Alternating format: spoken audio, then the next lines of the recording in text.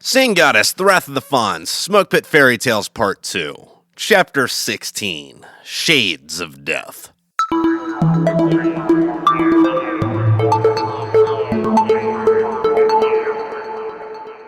We sat in the building waiting for either Ivan to make a house call or for the battalion commander to evict us. We'd been there for hours.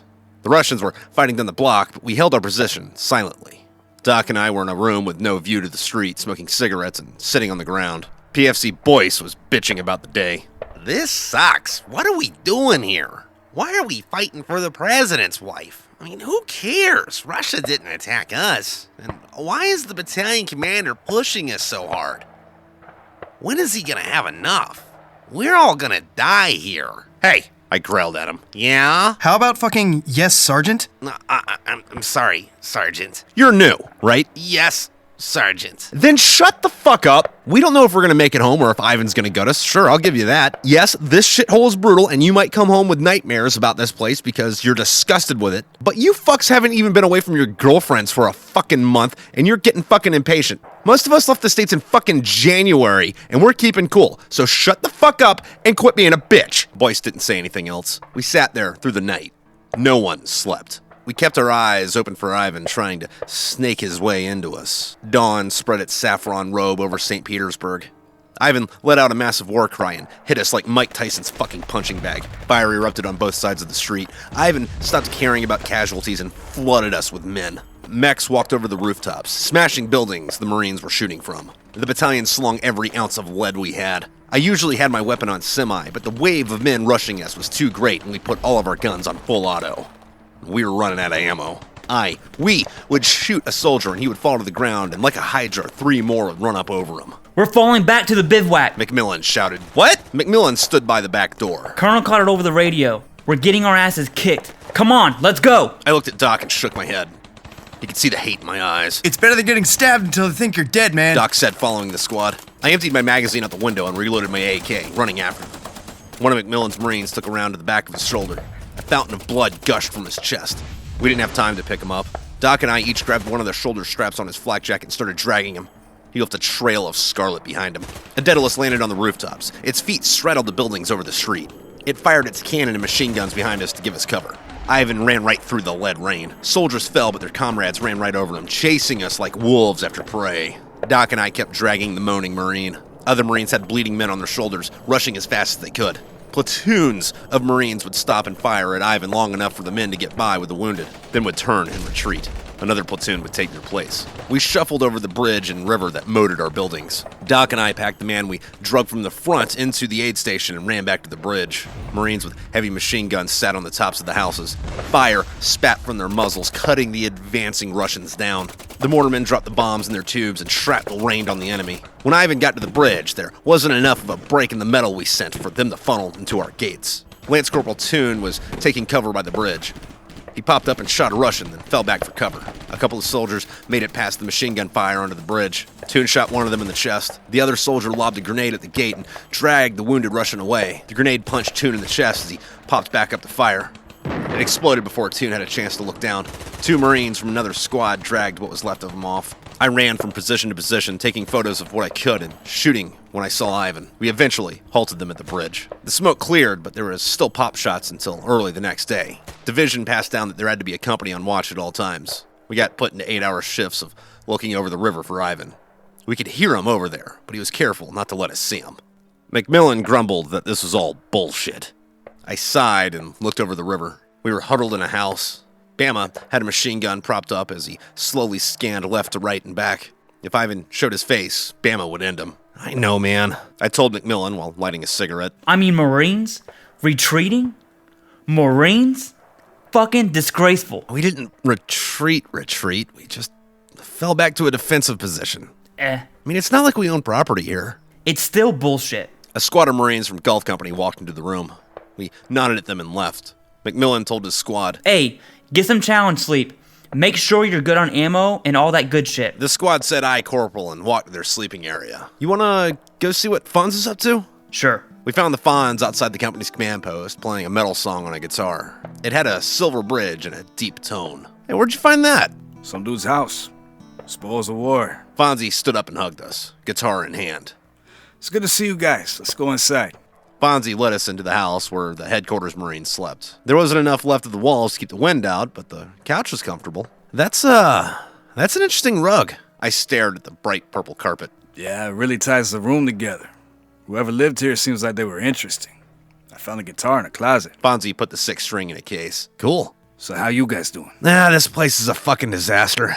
I pulled out a couple of cigarettes and gave one to Fonzie. Everyone's afraid and starting to question if they're gonna live or die. I'm afraid we're gonna get pushed back into the fucking ocean. The Russians are fucking madmen. I sunk back into the couch and lit my cigarette. When are you gonna get over what McMillian said and get back to the company? Let me tell you how I feel about that. I fucking hate that man. I'd rather be at the gates of hell than apologize to that fucking go work for Wilkinson. I get no recognition for the blood, sweat, and tears I put into that platoon, for the battalion. I could stay back here and get the same pay as I would up at the front. There's no benefit in me going out, suffering in pain, risking my life, and watching Marines die in every single firefight. I'm like a mama bird that gives all the worms I catch to the babies, and a McMillian kicks me around. I've been lying in my rack having nightmares about being soaked in blood in combat. I earned my position as a platoon commander, and that stupid, ungrateful fuck just takes it away from me. And this whole war is bullshit. At least there was something to pretend Iraq was about. Who the fuck cares if Helen von Troy Menelaus got kidnapped by Vladimir Putin? Send in SEAL Team 6 to pull her out. There doesn't need to be a war over one fucking woman. I don't care how hot she is. The president isn't the only man on earth that loves a woman that much. I'm not helping a McMillian any more than I have to. I'm sure he's gotten a lot done without me. Fuck, he put all that sea wire in the river, but that ain't gonna keep Ivan out for long. McMillian and I were silent after the Fonz's rant. We sat quietly and finished our cigarettes. I know you're angry, man, but you gotta calm that damn temper. The Marines need you out there, and you're just sulking. No one doubts you earned that shit. McMillian told the Fonz. Come on, man. We know you're pissed, but think about us. Aren't we your best friends in the damned battalion, if not the Corps? Fonzie shook his head. I'm just too mad, man.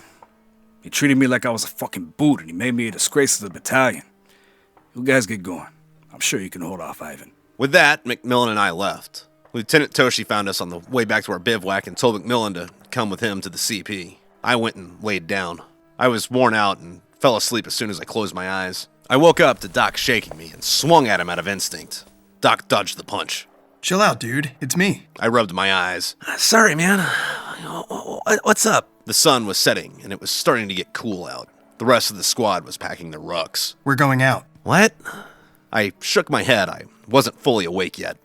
For what? Patrol, man. Damn it. When?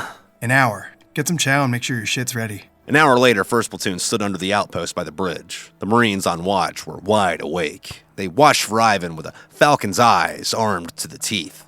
Their faces were white stone from the strain of battle. The air in the night was stale, awful, intense. We passed over the bridge into the darkness of the city. As we patrolled the streets, I heard a heron honking in the distance. I don't know why, but it comforted me. I thought, Dear God, you saw us through this much.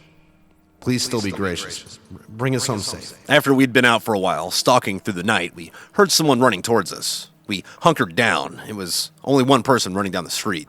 Lieutenant Toshi leaned over to McMillian. Grab that guy, but be quiet about it. McMillian nodded, and the company hid in the buildings around us. When the runner passed us, McMillian and I sprinted after him. He stopped in the road when he heard us. He turned back and saw us and ran to escape. We chased him for a few blocks before McMillian shouted, Stop or I'll fucking kill you. McMillian shot at the man and he froze in his tracks. We made it up to him. His teeth were chattering with fear and he was pale in terror. The rest of the squad caught up and grabbed the man by his arms. He was wearing a Russian army uniform. He started crying and pleading in a heavy accent. Do not kill me. Please let me go. I have money. I pay you. Whoa, hey, calm down, dude. We're not going to kill you. Where are you going? Why are you alone? You gathering war trophies or you out here spying on us? The soldier was trembling. I am here to look for you. See what Americans are doing. Are you alone? Where are the rest of your men? Guard is patrolling. Soldiers are by Ilium. Many soldiers sleep in houses. I pulled my tomahawk out and brandished it to the soldier. He started whimpering. Are they asleep? Where are the sentries? 2 kilometers north. Soldiers there. He looked at us all in the face. Take me prisoner or tie me up and see if I tell the truth. You know, if we let this guy go, he's gonna rat on us or try to kill us on the way out. McMillian drug his finger across his neck, looking at Bama. The soldier wept bitterly and started begging for mercy. Bama didn't give him the time. He silenced the soldier's cries with a knife to the windpipe. The soldier fell into the dust. The Marines looted his pockets for cigarettes or ammo. McMillian snapped a chem light and dropped it near the body. We moved further into the city. Russian bodies still littered the street. Why don't they gather their dead? The pavement was slick with blood and shell casings. I almost fell a few times when the tread of my boots wasn't thicker than the blood on the ground. Patrolling through the streets, I looked down an alleyway and stopped. I put up the hand signal for a halt. McMillian and Lieutenant Toshi jogged up to me. What's going on? Toshi demanded. I pointed down the alleyway. Look! There were 3 rows of sleeping Russians with their gear staged next to them in the alley. Toshi signaled for the rest of the company to hold still. You two ready? Lieutenant Toshi fixed his bayonet and crept down the alley. McMillian and I followed. One by one, we slit the Russians' throats. Toshi bayoneted them. McMillian stuck them with his K-bar, and I hacked open their necks with my tomahawk. Before we were done, they were drowned, headless, in a pool of their own blood. We're heading back to base before we have to run for it. Correa radioed it in to the company. There was a break in the silence. The Russian sentries started screaming and firing their weapons. The Marines dove for cover. Toshi raised his rifle. Let's get out of here! We made it back past the river without incident, but when we crossed the bridge, Russian artillery started raining onto our camp. Someone yelled, "Incoming!" And we jumped to the ground. We answered Ivan's steel shower with our own rain dance. I was balled up next to the wall. Shells blew the dirt out of the air a few meters away from me. I started crawling to one of the concrete bunkers across the road. When I was close, Doc, McMillian, and Eclair grabbed my flak and pulled me in. "Got this fucker's good, huh?" I shouted over the explosions. It was like killing hogs, dude. McMillian smiled and slapped me on the shoulder. I didn't see it. What happened? Eclair shook.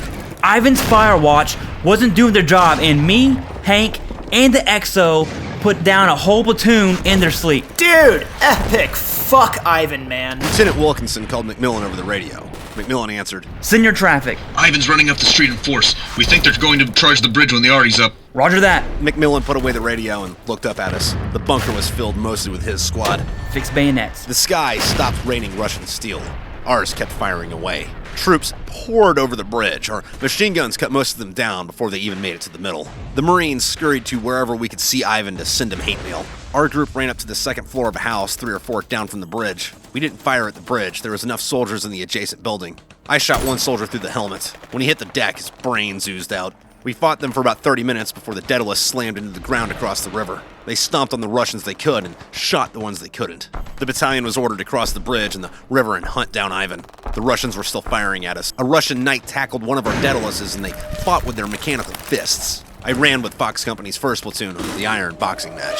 As soon as we were across the river, the fire intensified. McMillian saw a soldier in the street. He shot the Russian in the helmet. He fell to the ground, dazed, and shook it off and ran out of the line of fire. God damn it! He fucking got away. Yeah, God must love that guy. Doc took cover behind a wall with the rest of the squad. The eastern sky turned from black to light purple. A Daedalus fired in intervals down the street next to us. McMillian peeked around the wall. After the mech's next burst, we're moving into that next building. The Daedalus fired a burst and we ran across the street. Russian fire flew at us as we dived into the house. Corporal! Bama called. Dimes got hit! We looked out the door. Dimes was on the ground screaming. He had only gotten shot in the foot, but he was in pain. He pulled himself into a crater in the road. Ivan wasn't letting him move any further in any direction. Come on, Ivan. Fucking shoot me from far away, you pussy. Why don't you come here and put a knife in my gut like a man would, you fucking maggots? As Dimes shouted at Ivan, Doc bolted into the street. "Damn it, Doc!" I shouted and took off after him. We slid into the crater. I peeled over the top of my rifle and started firing at the Russian muzzle flashes. Shut up, Dimes! Doc patted the bleeding Marine down for other injuries. No, I'm all right, Doc. I just got shot in the foot. Well, you could have at least fucking crawled to the building instead of staying in the damn street. The crater was closer. Doc and Dimes rustled around in the hole behind me. I aligned the sights of my AK at the soldiers trying to kill us. The adrenaline in my blood put nitromethane into my engine. The world passed in slow motion. My eardrums ruptured a little more every time I pulled the trigger. "Ivan ain't fucking around today, is he, Doc?" There was no response. "Oh, great, they got hit." I looked back behind me and I was alone in the crater. "The fuck?" I shot my head around and saw Doc carrying Dimes into the building with McMillian. "Oh, Jesus! Fuck, Doc!" "This is bad news, Hank." I fired a few more rounds and sank back into the crater and reloaded my magazine. Shit. Do I make a run for it? Do I give a shit about medals? If I run, I'm probably gonna get shot. That's gonna fucking hurt. If I stay here, I'm gonna risk someone else running in after me, and I don't want a Marine's blood on my fucking hands. I looked up. Russian troops were closing in on me like dogs. 4 of them charged apart and dove into the trench with me. I smashed one of their faces with my AK. I pulled out my 1911. the only American-made weapon I had on me besides my tomahawk, and shot the other 3. One of them lived through the bullet. He clutched at the dusk and gasped for air. I caved his face in with my pistol grip and grabbed the AK. Another 3 Russians charged my fighting hole, shooting. I shot back at them. One of them fell to the dirt. The second shot, his bullet nicked my neck. I screamed, but held down the trigger. I shot the second one in the chest. The last one turned his back and ran away. I put a bullet in his back, and he fell with a thud. I clamped my hand over my bleeding neck. It was too quick a death for you, bitch! Can't escape the Reaper! I hope Satan's making your parents fucking gang fuck you in hell right now! The pain in my neck, pun intended, was sharp and throbbing. The bullet didn't hit anything important, but I was still bleeding pretty bad. I hope crows eat your face and you get a fucking close casket funeral! The blood loss started to worry me.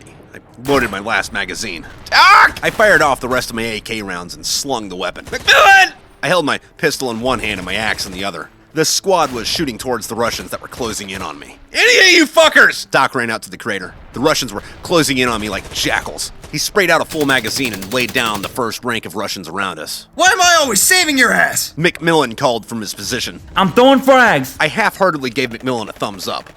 Another group of Russians ran up to the trench. Doc fired into them. I shot one with my pistol. Another one got close. I dug my axe into his thigh and pulled him into the makeshift fighting hole. I holstered my pistol, grabbed the dead Russian's rifle, and started shooting. Frag out! Doc and I sunk into the crater. My head was throbbing. Pop, pop, pop. The grenades shot shrapnel into the Russians around them. The sound sent shockwaves through my brain, and I couldn't quite see straight. Doc was picking up one of the soldiers in the hole. Help me with this, Hank. I grabbed the soldier's legs, and we flung him outside the trench towards the enemy and used him for cover. We fired at the Russians. Another night fell out of the sky at the end of the street and started sweeping the buildings. It leveled a few structures before a few more knights showed up behind it. A couple of rooks backed them up. We gotta get the fuck out of here now! We looked over at McMillian. He was pointing behind us. Fucking run! We got up and ran. McMillian's squad in tow.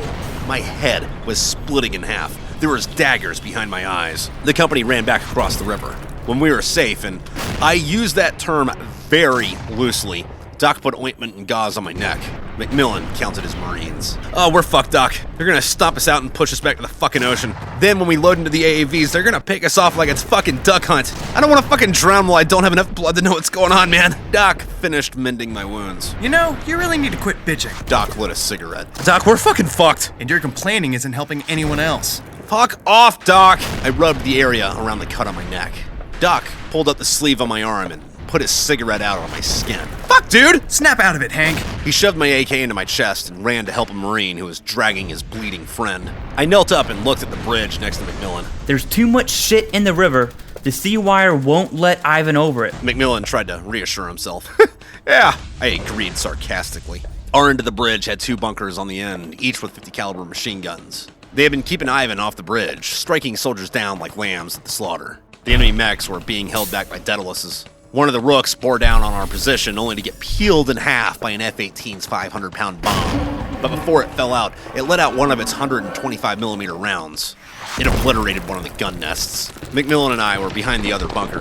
The force of the round blew us a few feet back. Metal, shrapnel, rocks, clumps of dirt, and body parts flew at us.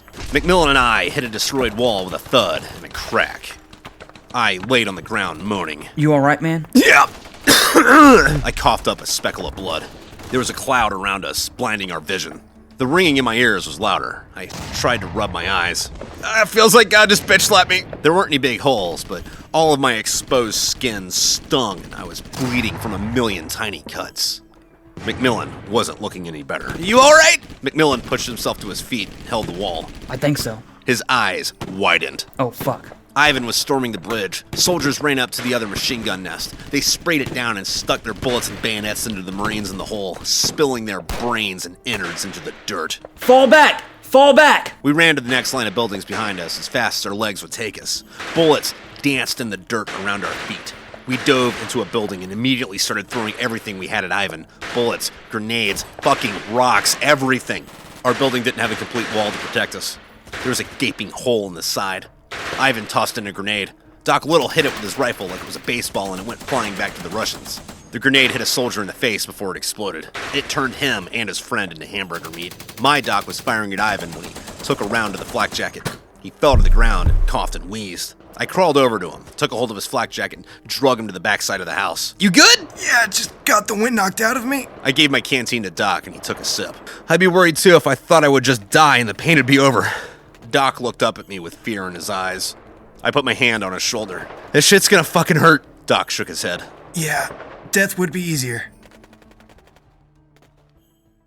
Hey everybody, thanks for listening to another episode of Sing Goddess Wrath of the Fawn Smoke with Fairy Tales Part 2. Who was in this one? We had Chuck LaVoki, we had Kat R, we had Clayton Sims, Luke Lamana, Kai Huber, Travis Wiedemann, and Stephen Fisanick. So I've been having a lot going on this side of the lens. Let's see, so Smoke Pit Fairy Tales 11, Order of the Cadices, published Friday? What's today? Today's Monday. I'm recording this Monday. You're not seeing this till Wednesday, but last book came out Friday, or the 11th book came out Friday. The last book of this series comes out March 1st, so that's something to look forward to. I'm also putting together the War Chest, or the second War Chest, and the War Crate, which is going to be both War Chests, all 12 books together, and hopefully I should have some information more for you on that here soon. I am also going to start recording Smoke Pit Fairy Tales 3 for the audiobook later this week. I got all the voices I think I'll need together. Not that I think I'll need. I got all the voices together. Like I'm going to do the intro music thing today, and then I'm going to start recording tomorrow. So if you're following me over on Patreon, that'll be a thing, because I put these episodes there once they're done, like as soon as I'm done working on them, and then they, show up here on YouTube as scheduled. And Smoke Pit Fairy Tales 3, The Paragon of Man, so far has been fucking production hell. Like, all but a handful of characters have gone to a multitude of different actors and actresses. And it's been like, hey, I need some voice actors. And then a bunch of people volunteered. I sent them out the scripts. And then didn't hear anything back from them, so I check up on them. Like, oh yeah, my cat's in the toaster. It's like, all right, cool. Sorry your cat's been in a toaster for 2 weeks, but neat. Hey, how's it going? Yeah, sorry, cat's still in the toaster. Okay. And then rinse and repeat. And that's only been a little frustrating. But as of now, we're ready to rock and roll. So that'll be coming soon. Hopefully boost some stuff up a little bit. Yeah. Anyway, I'm sorry for rambling.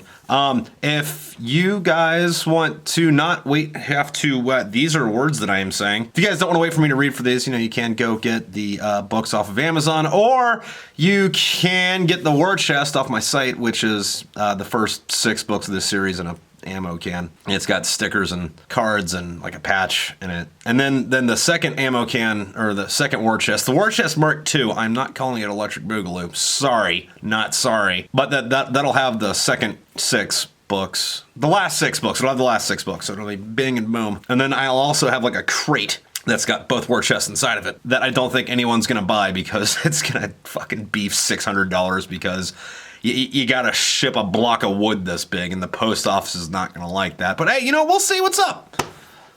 I gotta figure out something exclusive to do for that. Enticing and shit. What am I doing? What am I talking about? I don't know what the fuck I'm doing. I'm ranting. I need to stop ranting.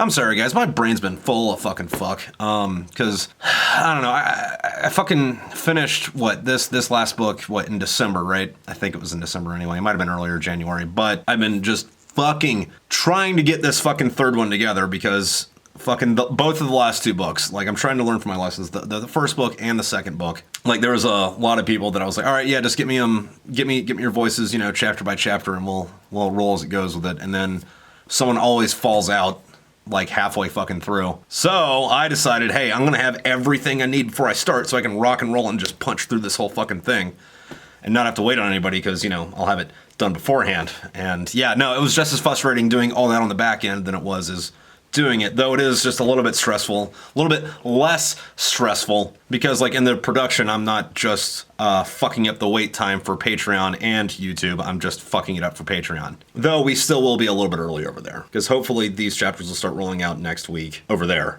And then they're not going to hit YouTube till fucking April? Because this book's going till the 1st or 2nd week of March, and then I'm going to spend March on YouTube just talking to... What the fuck am I talking to? I have words, Trip! I can... Voice actors. Talking to my voice actors. I'm going to spend March talking to my voice actors, on live streams, and so, give myself a little bit of time there. And shit, with any amount of luck, fucking goddamn, the actual audiobook might be fucking done by then. Well, I mean, this one's already done. You can get this one on Audible if you want, but I meant fucking Patreon or whatever. But you know what I mean. God, I'm sorry. I'm fizzled right now. Yeah. Good times. All right, I'm going to get out of here before I say something stupid. Y'all have a good one. Here are your bloopers. Chapter 16. Microphone testing 1, 2, 3 in the place to be. Dun dun dun dun dun dun. Where's my fucking Word document? Motherfucker! I haven't done this in like 2 weeks. Max walked over the rooftops. Rooftops. When Ivan got to the bridge, there wasn't enough of the brake. My God, dude, Trip, fucking talk. As we patrolled the streets. No, I'm gonna do that last one again. Fuck it.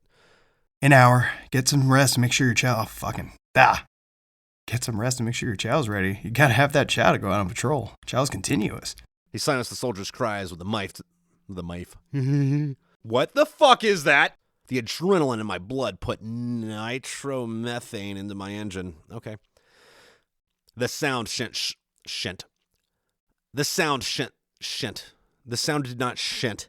It let out one of its 125 round millimeters. Nope. God damn it, Trip. That's a fucking... What the fuck are you doing? Don't do that to me. Oh, my voice cracked. I'm 12 years old.